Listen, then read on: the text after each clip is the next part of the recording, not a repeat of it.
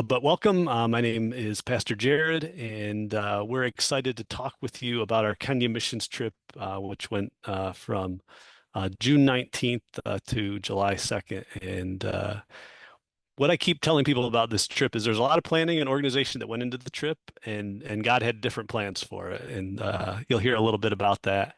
And we were just glad to be a part of what God was doing. But I'm going to go ahead and open us in prayer, and then I'm going to share just a little bit about the people we interacted with, and then I'm going to turn it over to my teammates and have them each share in about 3 to 5 minutes what their experience was. But then we'd love to take questions from you, and I'll probably have follow-up questions for my teammates as well.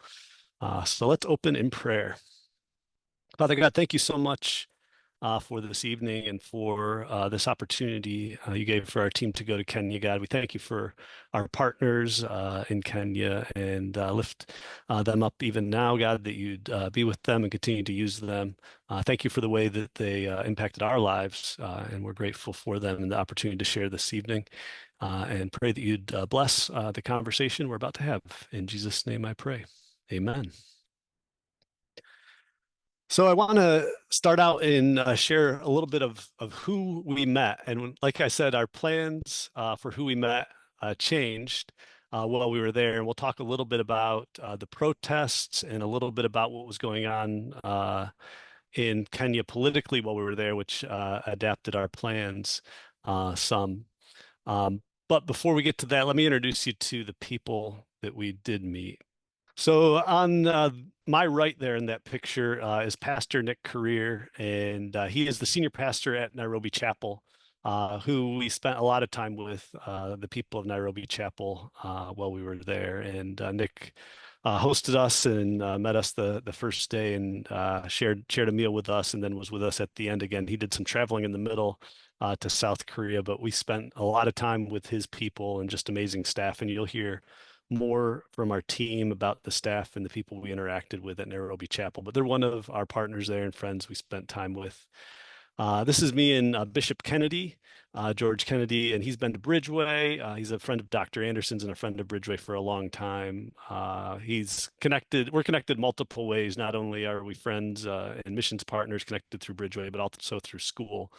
We both went to an Omega graduate school, and so we're connected there.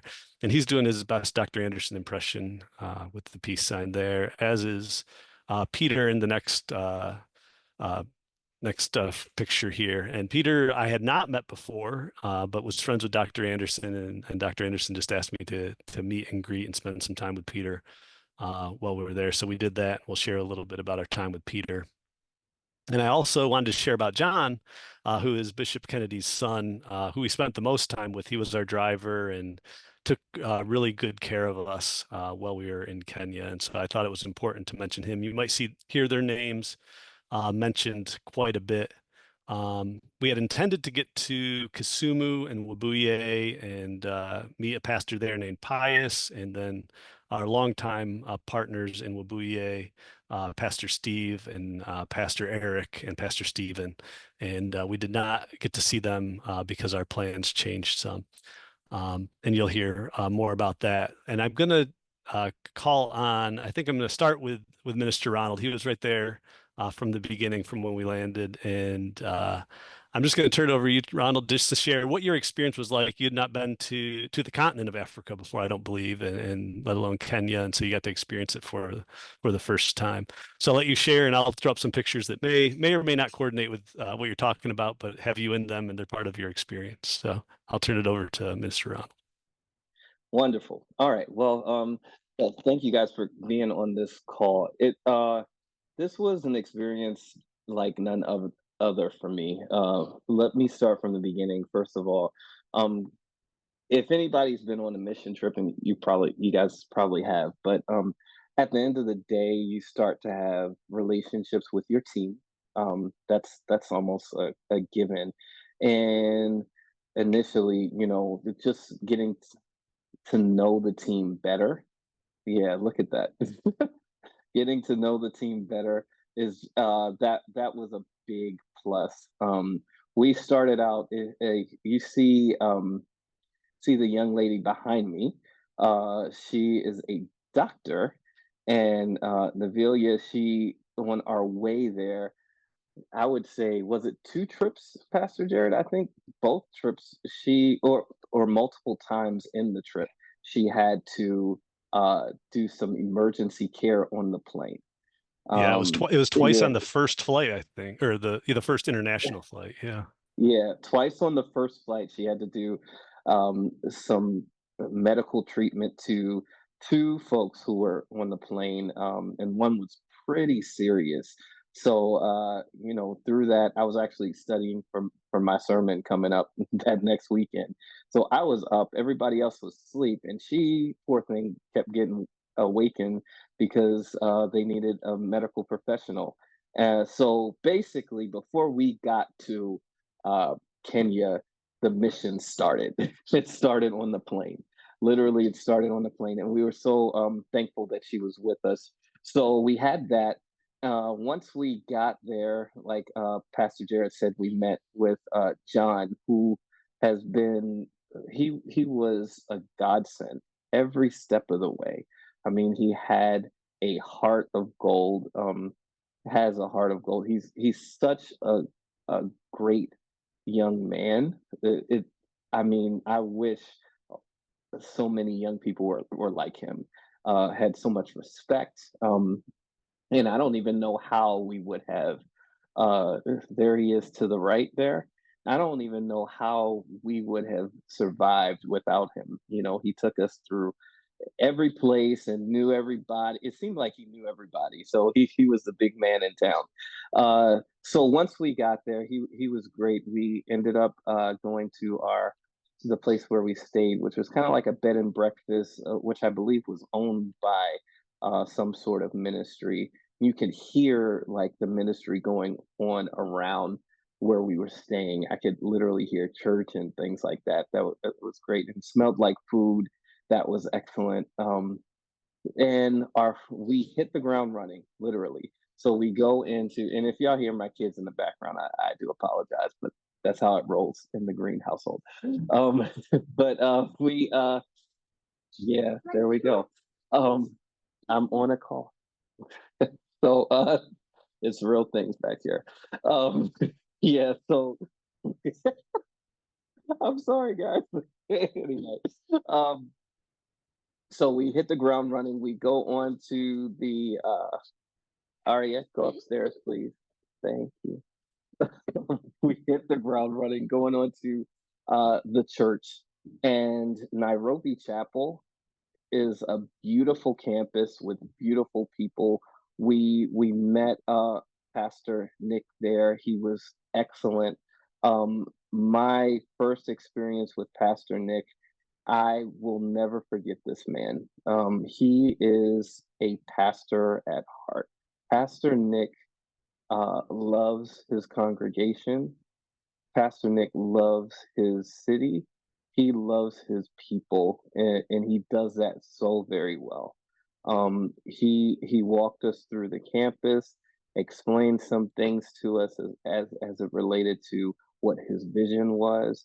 I mean, Nairobi Chapel has it going on, like literally has it going on. You get to the point where you're like, okay, we're over here to help out, but man, maybe we need the help. And it's just a wonderful experience just sitting there. So I absolutely love the people there. I love the ministry there. um Wonderful ministry. They have about uh I want to say, is it 3 or 4 tents where they have services? What is it, 3 or 4, Pastor Jared? I want to say,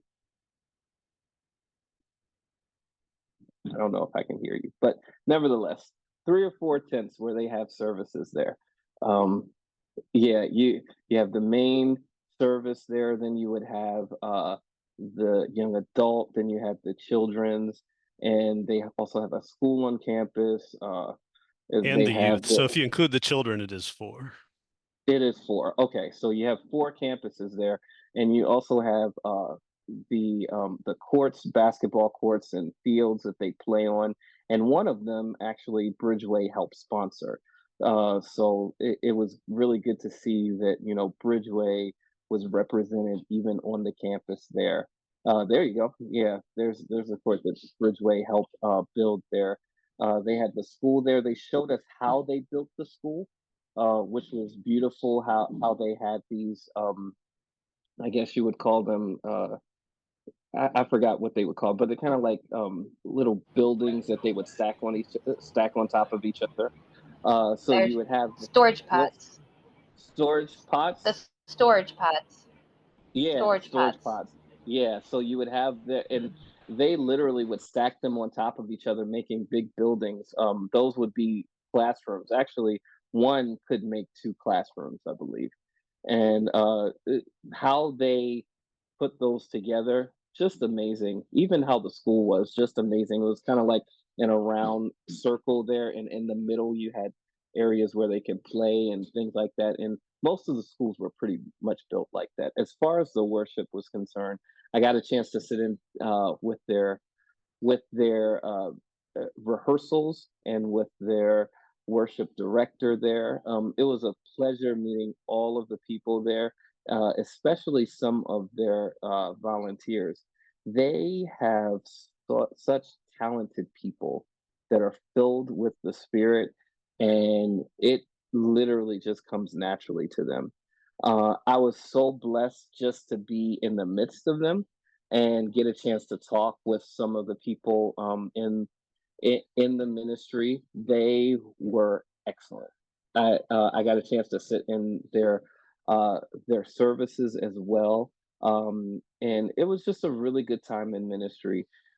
Their worship and arts director, got a chance to eat lunch with him after service and his family. Such a great experience, just exchanging stories about ministry, um, as well as seeing the parallels. Like he and I are in the same kind of like in the same uh, period of life right now. If he was on this call, his children would be running around just like mine. I'm pretty clear about that. And it just to exchange and knowing that the relationship was built there is golden. I look forward to going back and doing more ministry with them.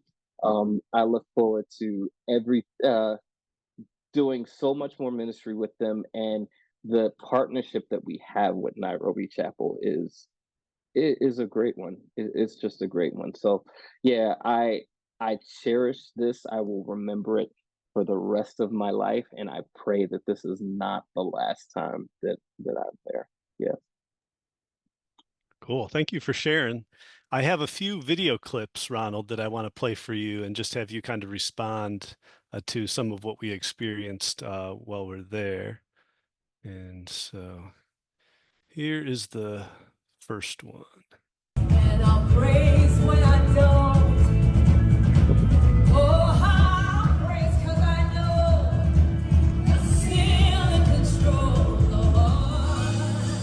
'Cause my praise. Okay. Yes. So this is probably their first service. They have two services, so I think you were in the first service. Uh, I don't know if you have any more clips of that service, but so this is a song that we sing at Bridgeway, called "Praise," and it's by Elevation Worship.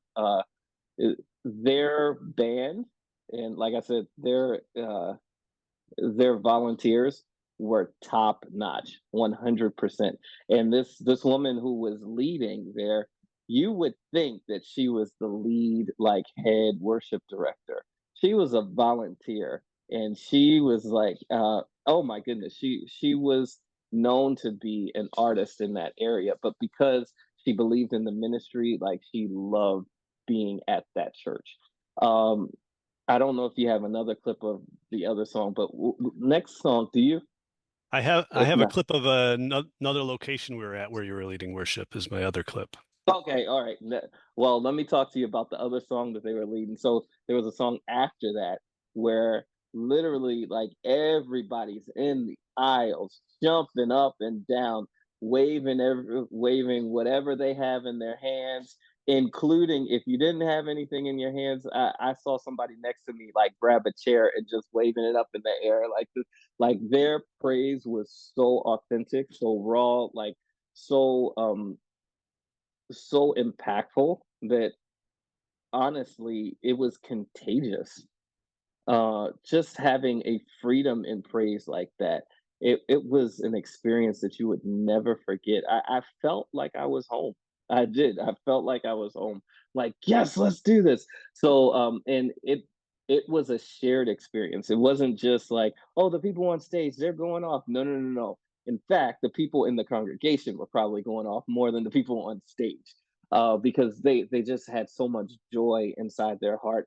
And to think that they were going through so much and on that Sunday, like their area, and we'll probably get into that later, but to think that they were going through so much, like the young people were going through protests and so much dysfunction in their government, they still had joy and praise on their lips. To see that was extremely powerful, and we learned so much from it. So yes, you got another clip for us? You have been faithful. All my life you have been so, so good. Every breath. All right. Well, Pastor Jared is trying to make me cry, and it's fine. um, Well, it was cool to see uh, you in your element with a keyboard that barely worked and like what, 1,300 kids or something? yeah, yeah. So we went to this all girls school, which was new for me. It was a boarding school that was a public school. I've never heard of that. And I'm like, okay, well, we're having a boarding school, and the girls all stayed there, and it was really good to see like their passion. This was a public school, but it was, I believe, Catholic. Is that right? Because I think even Stephanie, it brought back memories for her because she said she used to wear the same uniforms in her Catholic school. So that was great. Once again, Navilia was great. She's not on this call, right? I don't think so. Yeah. But Navilia, Dr. Navilia was great. Um, uh, just a beacon of light for those girls, saying that, you know what, I used to be here too. Like, and if I can get to the point where I am at now, if I can do it, you can do it. And to see the light and the promise that were on the faces of those young girls was just amazing. Once I started, now we didn't have no rehearsals or anything like that. Once I started playing, the joy and the power that exuded from those girls, um, it's a spiritual thing. You know that when someone speaks to you, whatever tone that is, it comes across because we are more than natural. We are spirit filled. When those girls opened up their mouth, something supernatural happened because the spirit that was inside of them came out and filled the room. And you could feel it. All I had to do was invite them. Didn't have to push them to sing or anything like. All I had to do was invite them, and you experienced something so supernatural in that place. And I just asked them, "Hey, you know this song?" And they're like, "Yeah." And I was like, "Let's go ahead and worship together." So it's just beautiful, beautiful and amazing experience there. So Pastor Jared, thank you for sharing that. Yeah, thank you for sharing. And like I said, it was cool to see you kind of in your element leading all these beautiful ladies in worship, and they're joined right in. It was just, yeah, it's emotional to hear Yeah. it again. So thank you.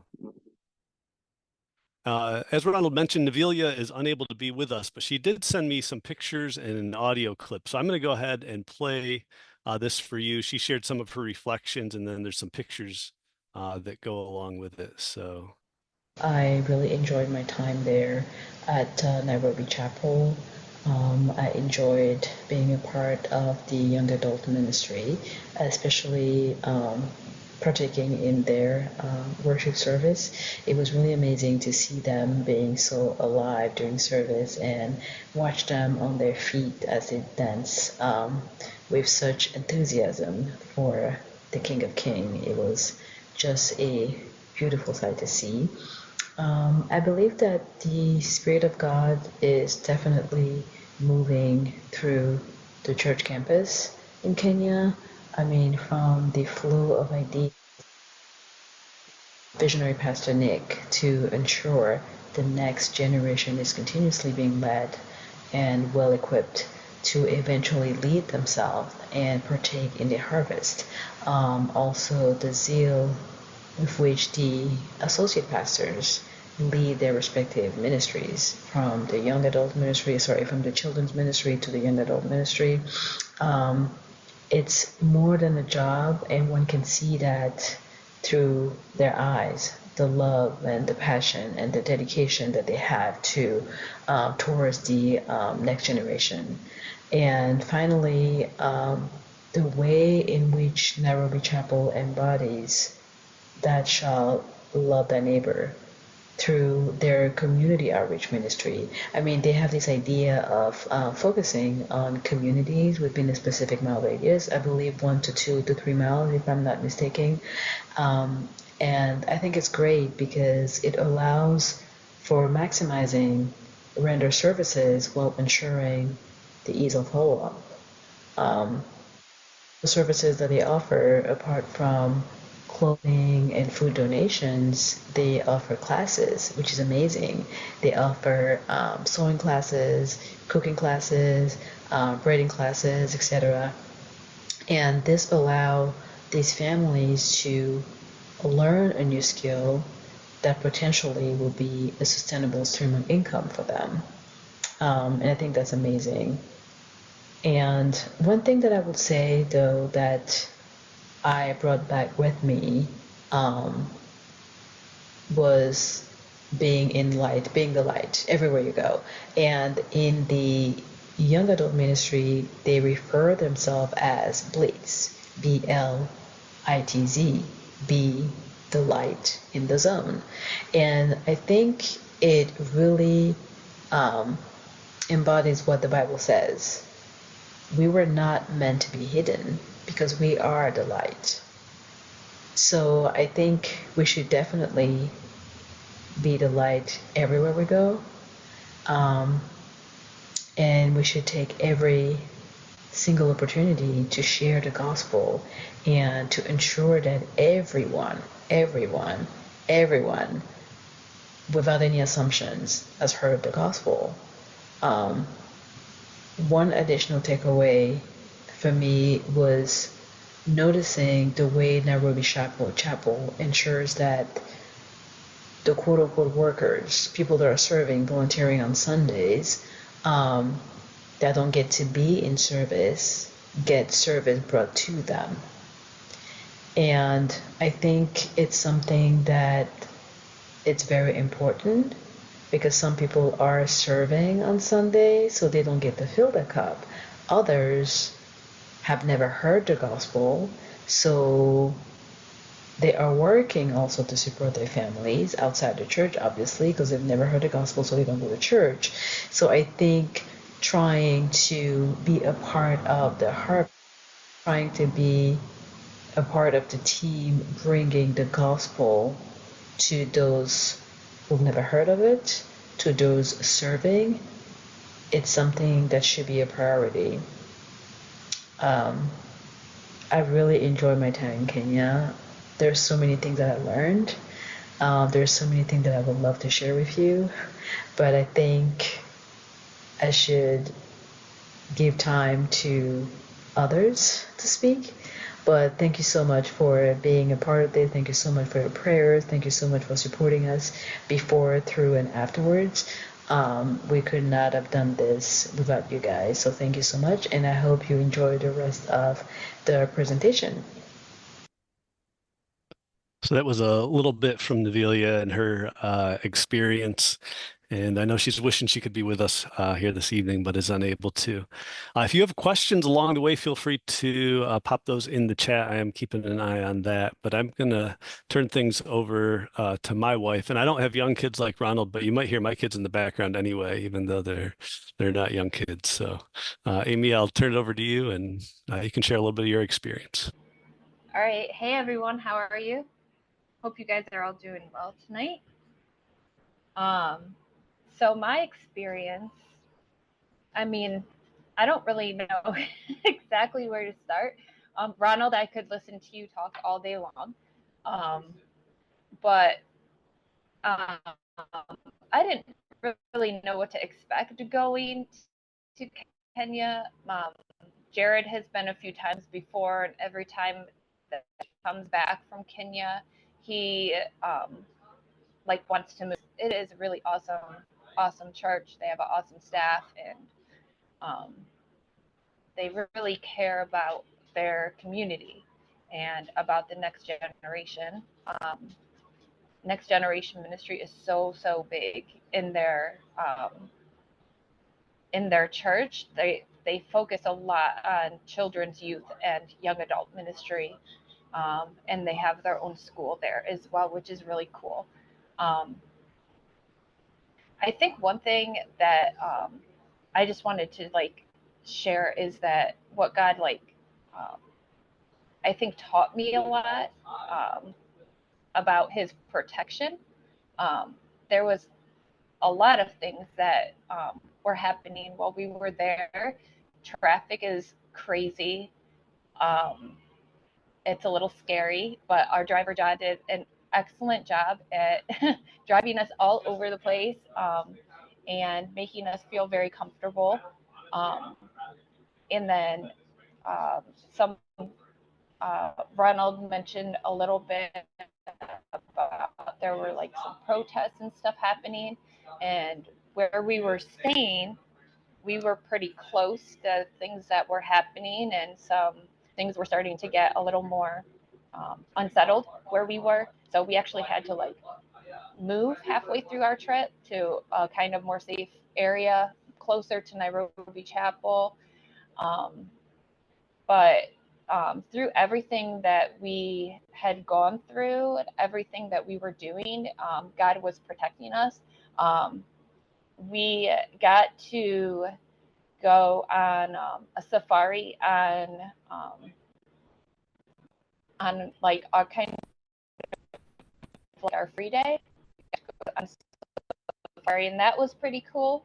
But even on safari, we were like walking literally right next to our vehicle with the roof up, and we also got chased by a rhino, and that was interesting because I mean it was so close to getting us, um, but our driver again did a he knew what was happening before we knew what was happening, and it's the irony of that is with that illustration it has nothing to really do with like Nairobi Chapel and the ministry want to do and all that, but like um, I don't know how many of you have traveled before, but on this safari we were on, the roads were terrible.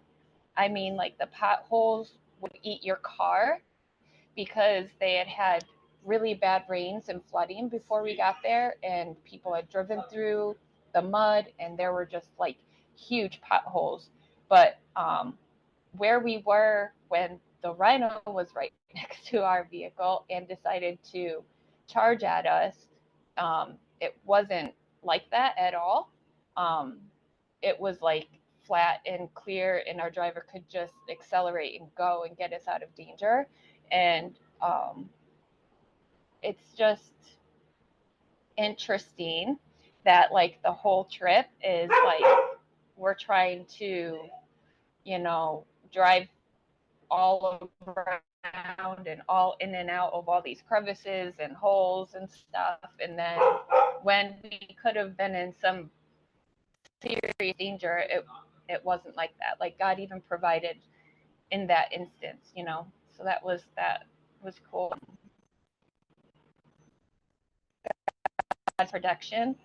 Also, like just being flexible, like literally nothing went as planned. Guys, we were like 2 miles from the church and we were having meetings with Nairobi Chapel staff on Zoom like this over Google Meet or Zoom meetings, like through our computers because it wasn't safe for them to leave their homes. So we had to meet with them virtually. So that was interesting. I don't know. I just think that traveling is hard for me, anyways, and so it might have been more challenging for me in some ways. But also, like it was a really good experience. It was really good bonding. I loved getting to know our team deeper and get to know more about them and experience some of these things that we got to experience in the detours we got to take together.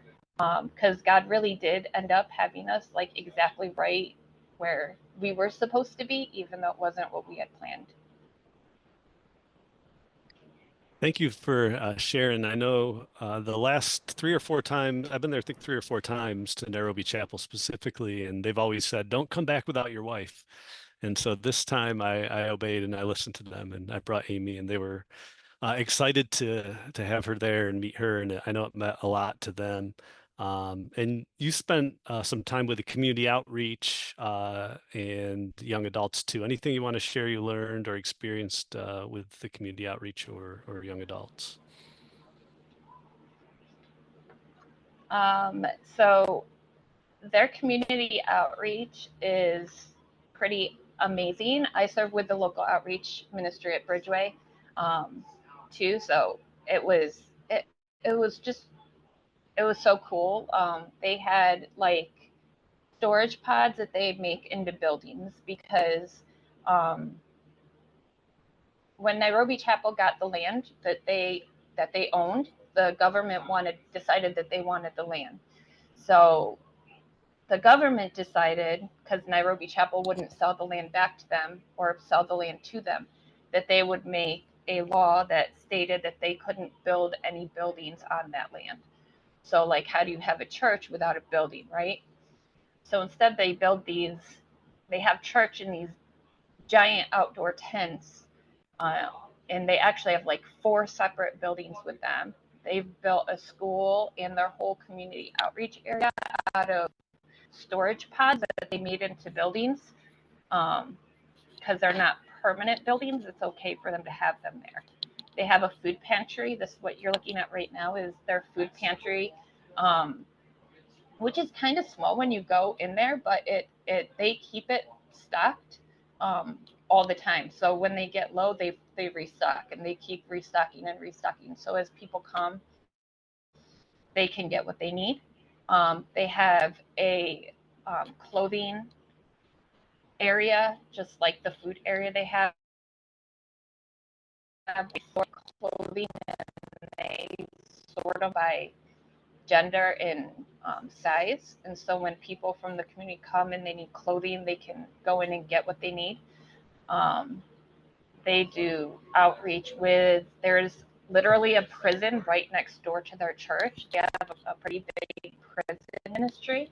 They do church at the prison each week, as well as they do church. Was it like a car dealership or something like that?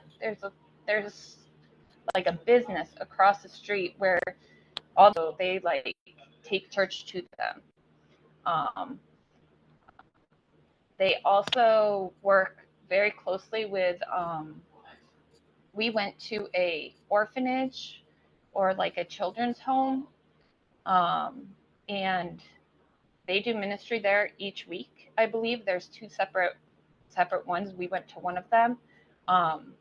And they serve hundreds of children from the community that they live in the poorest of poor areas. And these children are dealing with parents with addictions and um, just different things. You can see Jared is playing. They have a volleyball net there. Um, their entire buildings were Disney themed. So every wall of every building is Disney. It's pretty cool. And this is the founder of the home as well as his son. And the reason that he founded this home is because um, he was those children growing up and he wants better for the children in the community than what he had growing up. So there's bunk rooms there, and there's some children stay there. Some children go back to their homes at night and then come during the day and stay and get fed and get bathed and just have fun at the facility. They have school at the facility. They have rooms for schools. They have a nursery. They had 2 babies they were looking to put for people that people could adopt. But just helping the under-resourced, and the under-resourced in Kenya is not really like the under-resourced here in America. Like, they're living in, I don't even know what you call it, a shack with 2 tin walls and maybe a roof, and just like one after the next, after the next, after the next, after the next. And when you drive through these little areas, they're just, it's so weird to me. Like, for some of these people, like, this is their normal. Like, it's just what they've always known, and they seem, you know, like happy. They were all out in the streets and they're talking, and they're like, kids are having fun, and they're just playing games and having fun with each other. Like, and they're literally living in like the dirtiest, poorest area I've ever seen in my life. And for us, it's so sad. That's, for them, it's their everyday, you know, normal. But these people are trying to like help these kids like have a better future. You know, they're giving them food, they're giving them education. Education is like, I think, very key in Kenya. If kids can get an education, they really have a real chance at a real future. I don't know if you guys know this or not, but in Kenya, like, school's not free. They have to pay to go to school, public school, and if they can't afford school, they don't go to school. So if they don't go to school, they're not getting any sort of education. A lot of people maybe will learn a trade, or maybe they'll just live on the streets. You don't really quite know, but I know that I forget the name of the person that in that picture, but you know, him and his staff in the church, you know, they're trying to make a real difference in these children's lives and help them to have a better future. Thanks for sharing. I appreciate it. And so glad you got to meet my friends in Kenya and experience a bit of Kenya. I'm going to turn to Stephanie now and have her share her experience in Kenya. So take it away, Stephanie. Well, Jambo, that means hello in Swahili, and we had a blast. I have to tell you that I went with one set of expectations to Kenya and came home with a completely different set of realities. And I just want to thank Minister Ronald for that fantastic picture of me that he shared of the safari truck. Hi, sweetheart. Because here's the deal. I traveled from Friday to Monday. So that was 4 days when you saw me in that picture. That was 4-day-old. I haven't slept. Oh, but that one I slept. So, but I have to tell you, so you might see me for the first 5 days, I was wearing all the same clothes. And we might say, you know, gosh, that's so crazy. But I met the most wonderful people from Friday to Monday, even though I was delayed in my travels. And one thing I wanted to say, that God allowed me to start questioning any assumptions I had about the people with whom I was going to spend time when I witnessed this beautiful family getting on to the last plane of like 6 that I took to get there. And we were going from, I was in London at this point, and I was going from London to Kenya, and there was a Muslim family there. And I have my thoughts about, gosh, you know, women who are covered and perhaps part of a religion that many of us, and I included, might assume where the women are not as free as we might think, right? And so we know how Frank always teaches us about, it's not wrong, it's just different. And as I witnessed this woman who was completely covered head to toe, and with her infant child, her husband was taking care of her every step of the way, making sure she was covered because she had to nurse, and walking her with his hand behind her, carrying all the bags. And I just witnessed the most beautiful caregiving relationship. And that was at the very beginning of my trip, which made me say, okay, Stephanie, you don't know what you're going to see. You don't know who's going to represent Christ's values in front of you. So just keep an open mind, right? Keep an open mind. And of course, I'd also taken quite the care about what clothes I was going to bring. And I had sprayed everything with mosquito repellent because I am severely allergic to mosquitoes. And I'll have you know that I only got to wear one outfit. And I didn't get one mosquito bite the whole time. So this whole time, like all in my head, I'm thinking, I hope I know enough about Planning Center, because that was the goal. I was to go there and teach them about Planning Center because they wanted that. And they do use portions of Planning Center, but not to its full extent. So here I'm thinking is I've got to train myself for Planning Center and I got to be ready for mosquitoes, right? And of course, but my job wasn't like everybody else's. So of course, I'm still in a position to be willing to spread the gospel, but I had a very logistical role.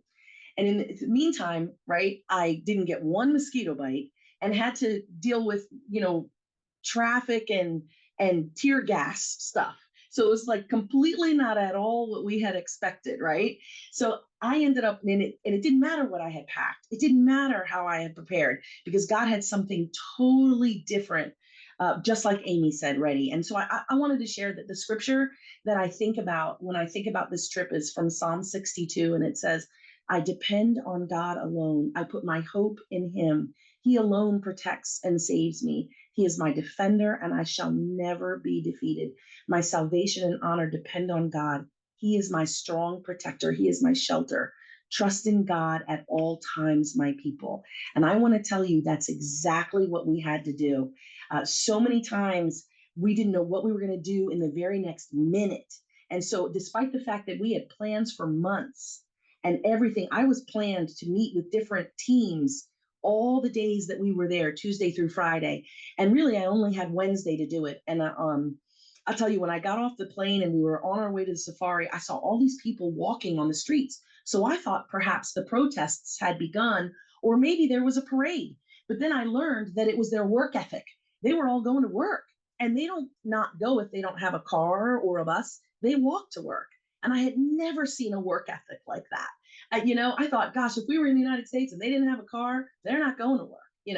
But these guys, they were on their way. And so on Tuesday, I had things to go and meet with people for Planning Center. But instead, we went to that school that you saw where Minister Ronald was singing. And we met first with a classroom full of 20 girls, and we were able to talk with them. And, we hadn't rehearsed any of this. We didn't know what we were going to say, but we had such a fantastic group of people. We had a medical doctor, we had a teacher, we had me with a background in law and communications, right? We had Pastor Jared, who's a research PhD. And so did I miss anybody? Oh, and of course, a musician. Right? So here we are just representing all these different walks of life and all these kids excited to hear about what we had to say and what we had to share. And we learned a little bit about them. And I think they thought we did all right in that little testing ground. And so then they took us over. Now, mind you, this was their last day of school. So they're ready to get out of class. And then their principal tells them, no, we're going to have you go over to the cafeteria, and now you're going to hear another presentation. And what was phenomenal was all these different children got up and they did presentations for us. So there were like less than 8 of us and 1,500 girls in this one huge room. And these girls would get up in different groups and they would stand on the stage and they would recite poetry and sing songs and do acting bits like spoken word. It was so incredibly moving. And I've given this example several times, and I hope I don't overspeak it because there's several of you on the call who haven't heard this, but their poetry wasn't just about like, oh, I hope I find my dream job or my dream man, or, I hope I can travel. It was, I am pregnant and I don't know if it's the boy down the streets or my uncle. What do I do now? Like the gravity, the seriousness of this poems where they were dealing with real life. I can't go home and see my mom because we don't have a home. or I have a safe place to sleep here because I don't in my house. So the public school represents a sanctuary for them. And Amy was right. They have to pay to go to school. And so we met children who were desperate and hoping that their next semester's tuition would be paid. So that was very heart-wrenching. I also wanted to share with you that on Wednesday, which was the day after, I mean, I know you guys know this, but it was the day after Tuesday when they had a ton of riots. I mean, not riots, they were protesting, but the police were treating them like rioters, right? But they were protesting. But the police came in and they were super aggressive. And just like Amy said, we could hear them while we were eating breakfast. We could hear the yelling, we could hear the tear gas, the dogs, like you could hear all of that. We were only a half a mile from Parliament. And so that was very disconcerting, but we left, we spent the day with the girls. And then, yeah, when we're standing here, that was that morning, and we are only a half a mile. So we're smiling, but we can hear all the protests going on down the road. And so what I wanted to share with you was the following day, we all had to stay inside. We couldn't go anywhere. And so here I had traveled halfway across the world so that I could in person meet people from Nairobi Chapel and train them. And I did my training on Zoom. Can you imagine? I was 2 miles from them and, and I could have trained them from here, but God had a plan. So I did train them. It was wonderful. I spent 6 hours on Zoom that day. I was tired. I'll tell you, I was very embarrassed because here they are, people at the beginning of every Zoom, training session, we would pray, and they're praying about my cousin's house was taken down. My best friend's brother was killed yesterday. Like things like that were really serious. And then I'm still thinking, like, do you want to learn about PCO? But then we thought, we as a church need to be prepared because something's happening. And if all of these people are willing to rise up, right, and speak truth and go for what is right against a government that is not seeing them for what they offer and not treating them fairly, their one place where they can be counted to hear truth and feel safe is in the church. And so if they begin to start to come to church, right, we need to be ready for them, and we need to know how to get in touch with them, and we need to keep track of that. And so PCO did become important, but it wasn't just that. It helped me to feel a little bit more legit because I felt kind of like this just seems so superfluous to speak to them about this. And they were very kind and they listened. And we were actually able to get excited about some of the things that they can do with that program. But more than that, I got to hear their stories and the stories of the people who are coming into church every day. So one thing I wanted to tell you too was on Thursday, I did get to go to church, and the whole time I was training, once again, by the way, on Zoom, I was at the church, but then I was in a room alone, and because nobody else could get there, because they didn't have John for a driver. So he was willing to get through all the rubble, and because we were driving past rubble and the fear. And so here we were at church, but nobody else was there.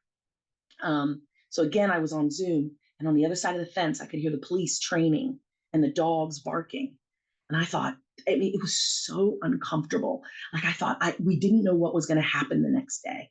And I'm talking to them about PCO, and they're getting ready for protesting again.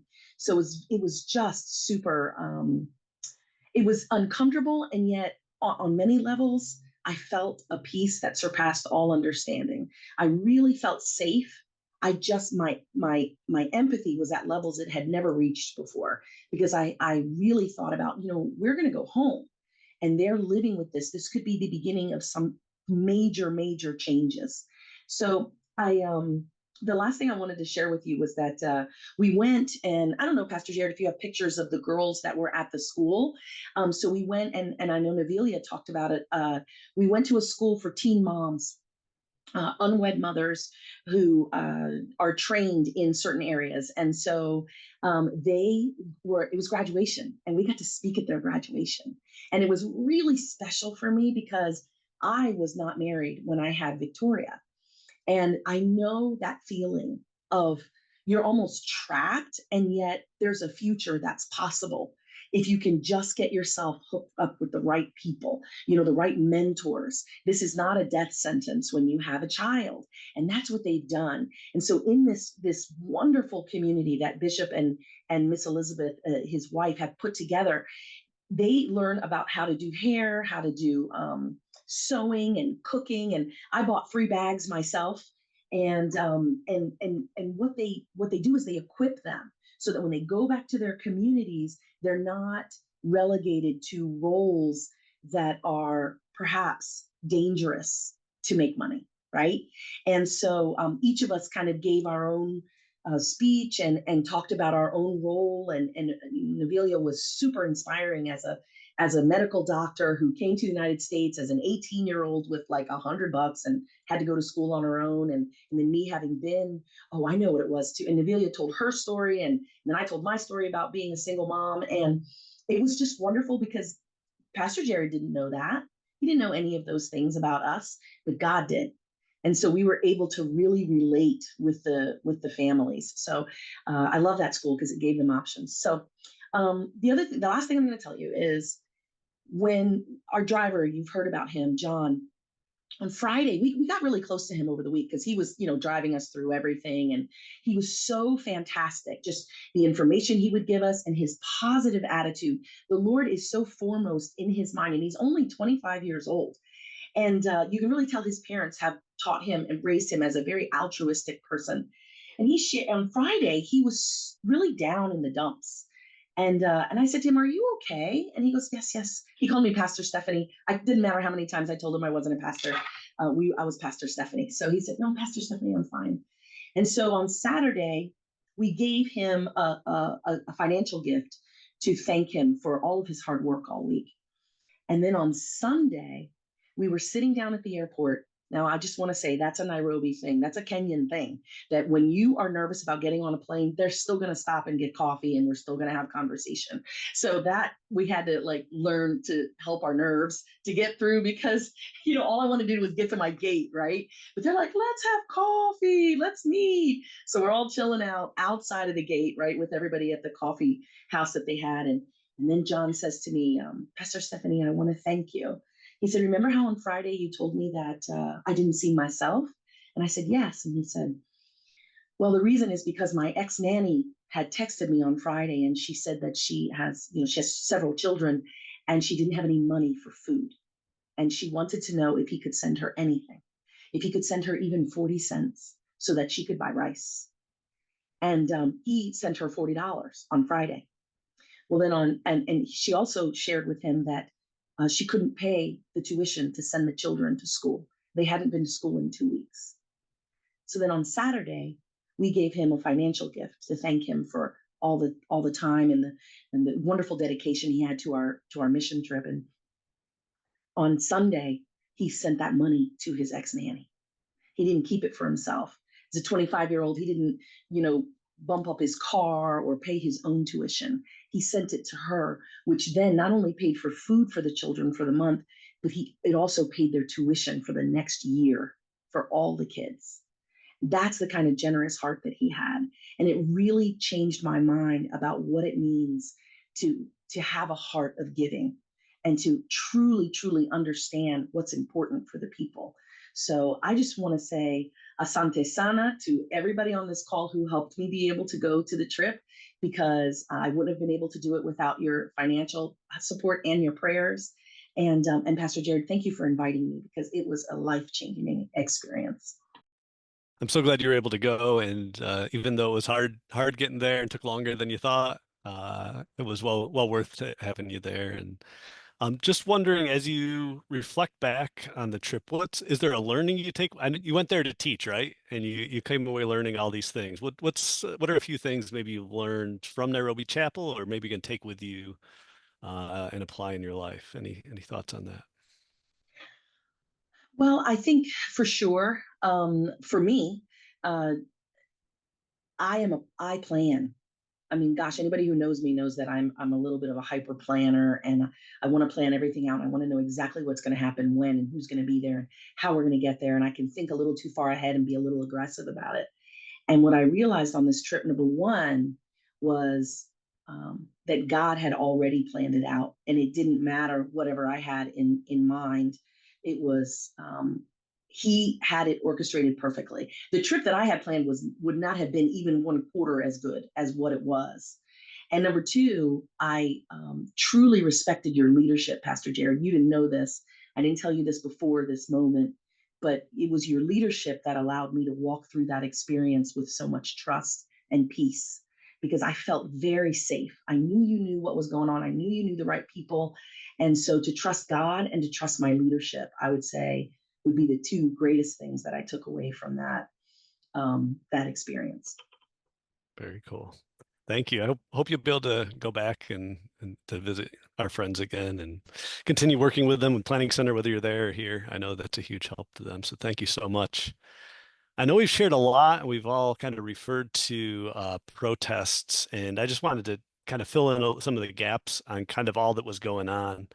Um, when we arrived, there had been some protests that had been going on and already happened. And on Sunday, which I think was our second day there, we went to church, and there was actually a celebration of uh, Generation Z, the young adults and older youth, because there had been something that had never happened before in Kenya. There had been a major protest, and there had been no violence at all. They wanted their voices heard, and young people took to the streets, occupied parts of downtown, and they were heard, they were seen, and everything went completely peacefully. And they were protesting a bill that kind of reflects broader corruptions and challenges in Kenya. And this specific finance bill was raising taxes, and I think the average tax rate is like 40 some percent for your average Kenyan. So imagine, just your average person paying 40%. And from those taxes, about 50% of all taxes raised go to pay government officials. So imagine that too, 50% of like our country's taxes just paying the officials. And that's not to count bribes that are taken and other things that officials take along the way. But this particular finance bill was going to raise taxes on things like bread, feminine products, medication, especially life-saving medications. And mind you, there's zero tax on things like alcohol, tobacco, luxury goods, because the government officials can afford those things. They don't want to pay taxes on them. And so they'll take bribes from the tobacco companies and alcohol companies, charge no tax on those things, and then raise tax on bread, feminine products, medicine, etc. And so that's what the young people were just like, no, this can't happen. This bill is not going to pass. And so they began to protest. And I think it was Tuesday then, after that Sunday, where there was another scheduled protest. And that's where the government decided they wanted to respond. And so they came out, we could hear, like Stephanie was sharing from our hotel, we could hear tear gas canisters going off. And me and Amy were sitting out front having coffee, and I'm always thinking the best, and we're sitting there, we're drinking our coffee, and we're starting to hear these noises, different explosions going off. And I'm like, it's probably just construction. It was not just construction, it was tear gas canisters going off. And our driver was texting me trying to get to us so he could relocate us. And we could see smoke and hear the sounds. And I do have a few pictures I want to show you related to the protests. And due to the heavy-handed response of the police and the army, throughout the next several days, as the protests continue, people, a number of people lost their lives in the protest, and they turned violent, and there started to be rioting and looting and like that. And so this is, I think, Tuesday evening. Ronald was preaching that Sunday, and so he was leaving a couple of days before the rest of us to get back and prepare to preach. And we were on the way to the airport, and this was some of the smoke we saw rising. We're kind of on an elevated highway from down below. And here's another view looking down the highway that we're on. And you can kind of see they're burning tires and flipping cars and things like that are going on. And once again, this is in areas where they encountered police and army and like that. We did on that Tuesday, as we were driving to the school, come through a protest But this was a protest where there were no police and there was no army. And so I just wanted to play a video clip from that for you so you could kind of experience what we saw through one of the protests.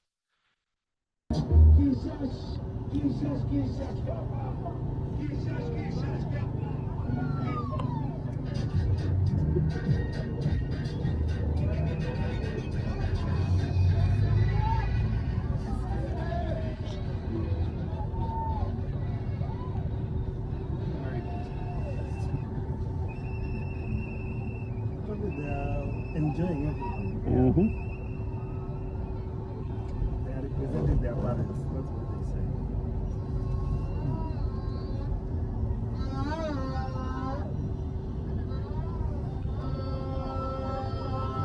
I'm sure the president is not liking this. You know, they voted him en masse.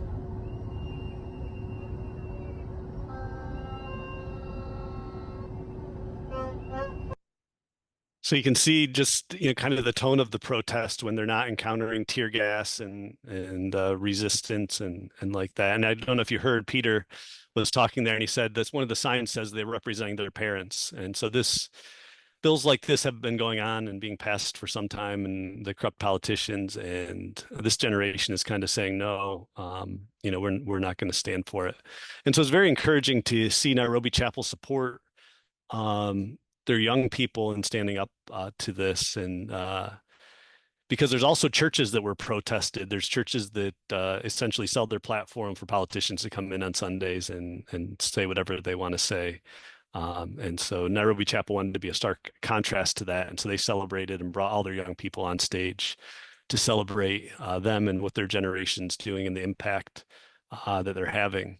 And a number of our friends while we were there were telling us, we're there during historic times. Things like this have never happened. And so continue to keep Kenya in prayers. There's been ongoing protests still. They've died down some, but this bill is very much in limbo still. The president sent it back and he fired his cabinet. And so there's at least some apparent or potential progress.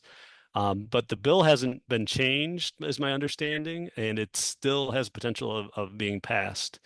And so continue to keep Kenya in their prayers. And so that affected a lot of our trip. Amy and I were supposed to travel to Kisumu, which is like an hour flight away. And I was supposed to preach at a church, and we're supposed to meet with longtime partners in Webuye, which we've been partners with for over 20 years. Dr. Anderson's been there a number of times, I think the first time in 2003. And so we were supposed to visit our friends there. None of that ever happened, but we spent more time in Nairobi with Nairobi Chapel, with Bishop Kennedy, and with Peter. And we got to go to a concert at Nairobi Chapel. And Ronald mentioned a little bit earlier that, when everyone starts moving to the music, it almost feels like the entire room's moving because everyone's moving together. And so I have a video of that I want to share with you.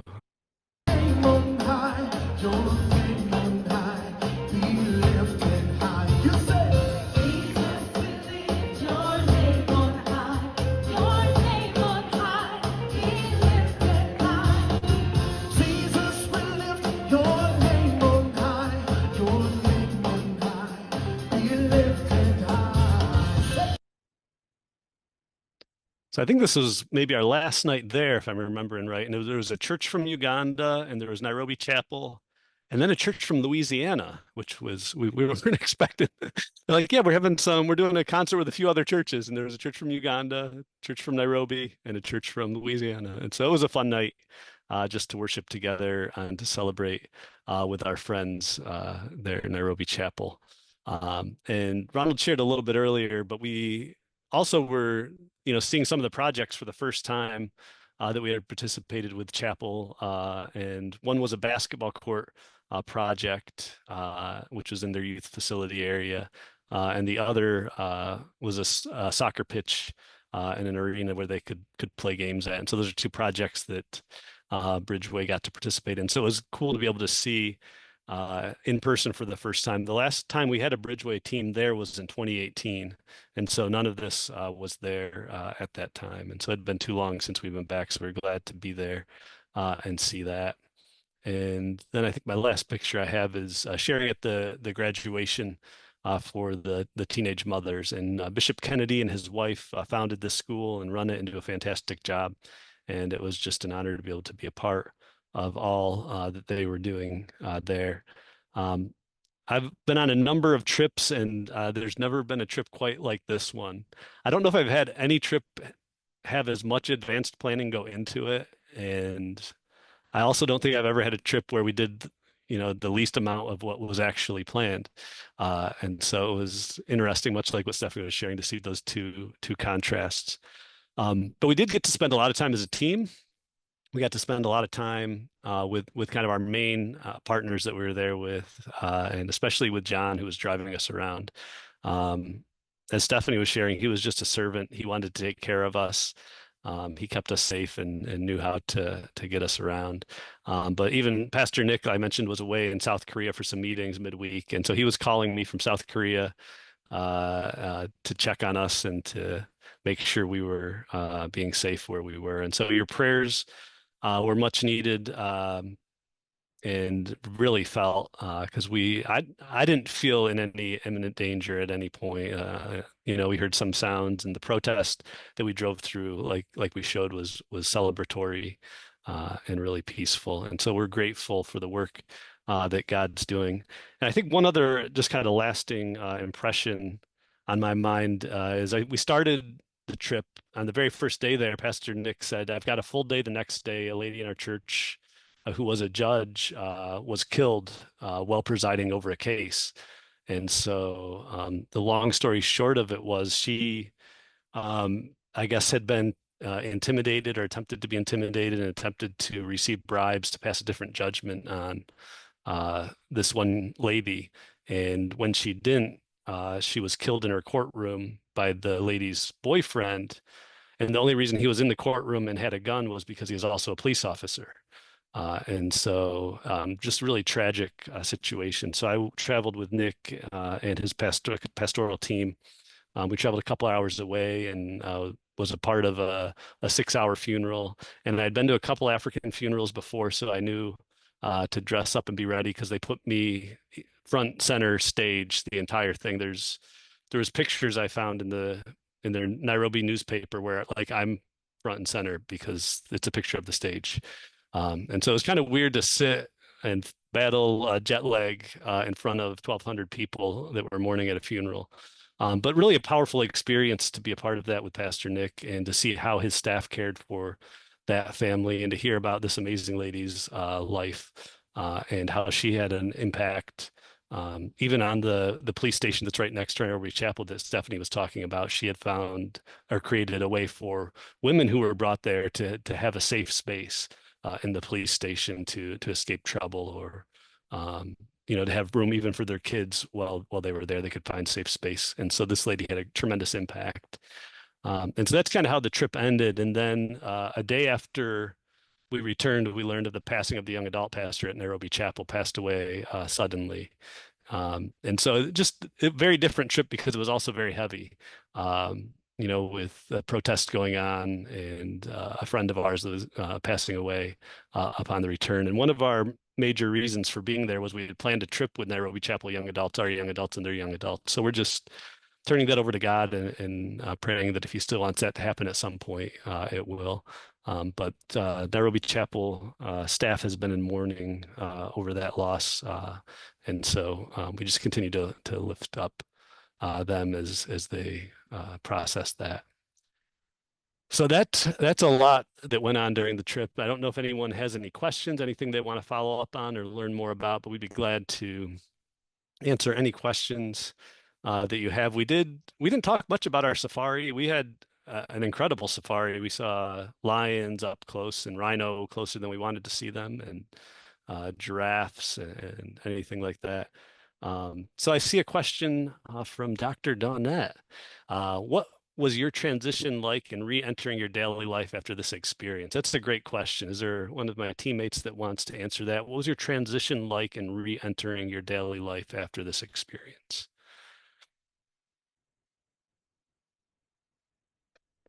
I know for me coming back, it we're coming right into the 4th of July and it's my wife's birthday. We're up with family. And when I got news that my friend had passed away, like immediately, like we were already exhausted and tired. And I just like something got lost in communication somehow. This can't be real.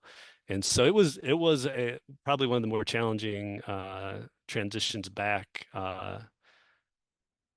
because of that, I think. And I didn't, at least I didn't have a lot of time just to sit and reflect and rest afterwards. Thank goodness I didn't have a lot on my schedule that like had to be done.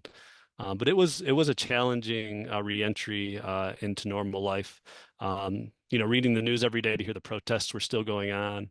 We kind of flew out and left that behind, but in our hearts, I don't think we left it behind. And so I think it added to the challenge of adjusting. Anyone else on the team want to answer that? What our transition was like re-entering daily life? I want to add that I think some of the things that we take for granted, I really appreciated. Just being able to brush my teeth without thinking about using a bottle of water, or pulling up to the church and being able to just walk right in, versus gates. We had gates at the hotels where we stayed. Both hotels had gates with armed officers at the front. Going to the mall, they're armed. So you see the gate to get into Nairobi there, a Nairobi chapel. But you have to pass through a gate, and there's a suitcase X-ray machine to get into our second hotel. You have to go through metal detectors and go past people with guns who look and search your car to go to the mall because they had an incident at the mall a couple of years ago. So, and gosh, we're having those incidents here in Colombia, but it's a free for all. Anybody can go in anytime. So you start to wonder, is that necessary for us? Is that where we're going? Because it's very disconcerting to have all of the soldiers. You're not allowed to wear fatigues over there because you could be mistaken for military or look like you're impersonating. So there's so many things to think about all the time, and the fact that they live with that all the time, and also the smooth roads. I was telling my friend Tammy that they only pave the roads on the way to important people's houses. So if you're a diplomat, if you're somebody in the government, or if you're visiting from another country and they know where you're going to stay, those roads will be paved. Otherwise, your road will not be maintained. And when we went to that school for the young ladies, the single moms, I just thought we were going to fall through the earth. I mean, the road was absolutely unnavigable, and yet we still went through. And poor John's car got messed up, and we had to trade cars. Remember, because he couldn't drive that car anymore because it got so messed up. We were so many of us in the car, and plus he's going through all those roads. So it's like the simple things that we take for granted: run to the store, run to the mall, drink some water. That was really weird because I was double thinking everything when I got back. I know Ronald was preparing for a message, and how was that transition for you, Ronald, coming back and then preaching the Sunday after returning? Yeah. So, needless to say, I had some illustrations that I could implement in my message, so that was good. One of the things that I really appreciated was, you go. I'm just going to be honest with you guys. This is my first time in Africa, and you have this mental image that you think when you're going to Africa, and a lot of times it's geared toward what you see on TV, and 9 times out of 10, that's like the worst of the worst. My experience when I went to Africa was actually the absolute opposite. I saw beautiful people, some very affluent people, some very thriving ministries and things of that nature. And when I went there, because if you see me now, you probably see that I am African American. So when I went there, there was a connection that I felt that could not be explained. That could not be explained. It's a feeling of home, and when you have that feeling of home, it is hard to leave. Now, I had to come back to this home because I had family here, but at the end of the day, I felt a sense of home. So it was hard to actually um, come away from that for two reasons. First of all, I had my team, and I was coming away from my team, and I was leaving my team, and a whole bunch of foolishness that was going on there. So I'm checking WhatsApp, like, oh my gosh, what's going on this time, and just yeah. Then they had to change hotels, so it's a very vulnerable place to be in when you were connected to a team and now you're away from them, and then they're continuing to go through something and you're not there. I was also uh, the the only, like, one of the males that left there, so I kind of left my man Pastor Jared by himself there as the only male there. So you had that as well. And in addition to this, like, we keep talking about John. Like, I gotta tell you guys, I still speak to John till this day. I have not stopped talking to him via WhatsApp because there was a connection made there. I mean, I know that John just broke up with his girlfriend not too long ago, and he's going through that. Like, so some of that stuff you can't even you can't even explain properly because what it is a soul connection. So what I experienced was a soul connection there, and I will never be the same. I will never look at ministry the same. I will never look at God's people the same. I will never look at Africa the same. One of the things that, and I can keep rambling on and on and on, but I can't get this picture. I have a picture on my phone of this. I can't get it out of my head where we're literally at the safari seeing rhinos, and the background is like big city, looking like New York City. Like, you literally have the safari there, but right next to the safari is like major city. That's the kind of dynamic that you see in Africa, which is a beautiful thing. You have the best of both worlds. While there's a lot of corruption there, there's a lot of hope, a lot of joy, a lot of God. So I was so glad to have that experience. Yeah. Thanks for sharing. And we have another question from Grace that asks about after we've seen the poverty there, did it lead to any changes when we returned? Anything you're thinking about doing, acting different as a result of what you saw and experienced in Kenya? Share that I was absolutely astonished by what they could do with the little resources that they had. Because you have to think that they have a tent, right? And even though it's a large tent, they're in a tent every week. They don't have I'm not privy to their financial resources, but I'm guessing probably not the same type of financial resources that we have. And they are in the community every single day. They're not asking everybody to come to Nairobi Chapel, right? They are like, okay, we're going to go over to the car dealership and we're going to have a luncheon, almost like, how a business would do a lunch and learn. They were like a luncheon Jesus, so they would do that there. Then they're over at the police station, and they're at the jail, and they're over at the orphanage, and they're in this school, and they're everywhere. They are everywhere with a quarter of the resources that we have. And I was absolutely ashamed of what I think we could be doing with what we have at our disposal here. And they were just tremendously inspiring. And just like Ronald said, there was more that I learned than what I took. Absolutely more than that I learned. And so I would love to bring some of that attitude and approach to our ministries to say, let's not think about, how we're gonna wow them, because we do have a phenomenal Sunday service, but so do they.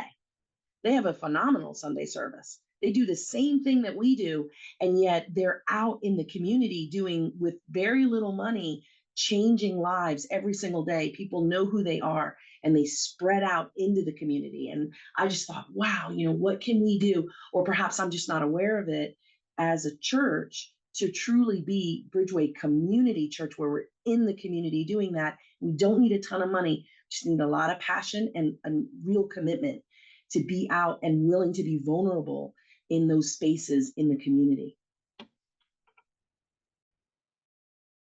Thanks for Can I sharing. add to that a little bit? Yeah, go for it. Yeah. So thank you, Stephanie. She said it beautifully, and one of the words that she said uh, it rung in my heart. Passion. When you talk about poverty, uh, out of poverty comes, perseverance, and there is a fervency that comes through that. And the Bible talks about the effectual, fervent prayers of the righteous availeth much. Like at the end of the day, poverty produces power and passion. And the more that you're pressed, it's like an oil press. The more that you're pressed, the more oil comes out. And I believe the more wine comes out, whatever you're pressing. And I believe that the more uh, pressure that is applied, you see this beautiful sense of the Spirit of God that comes out of some people. And I think even coming back to the States, one of the things that, because we tend to be a little bit more comfortable, and that's all right, but we tend to be a little bit more comfortable, and that pressure is not applied this in the same way. But because the pressure is applied in a different way when we were in Kenya, you could see the effects of the praise and the power and the fervency of their worship because of the pressure that is applied. And it's such a beautiful thing. And it also challenges me in the area of worship as well. Um, may we never get so comfortable at church where we think we deserve this stuff. May we never get so comfortable in service where we believe that this is something that we're doing. May we always understand that every good and perfect gift comes from above. Every good and perfect gift comes from God.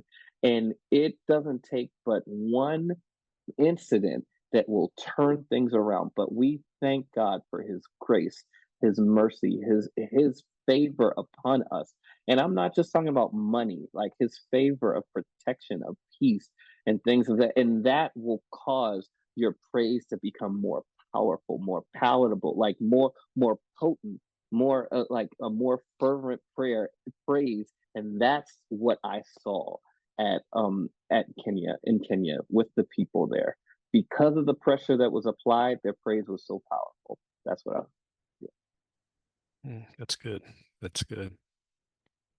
Yeah, when we go on Bridgeway missions trips, the main goal is that we are the body of Christ and we're better together. And so let's do church together with our brothers and sisters. And if we function together as the body, we can be better together. And so that's what we work to together. And as I take our team, I I know that we have a lot to learn from the people we're going to meet and the people we're going to encounter there. So I always love to hear our team report back on some of what they experienced and they learned.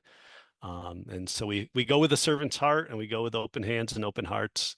But yet we received so much and learned so much from amazing ministers, pastors, and churches that we interact with there.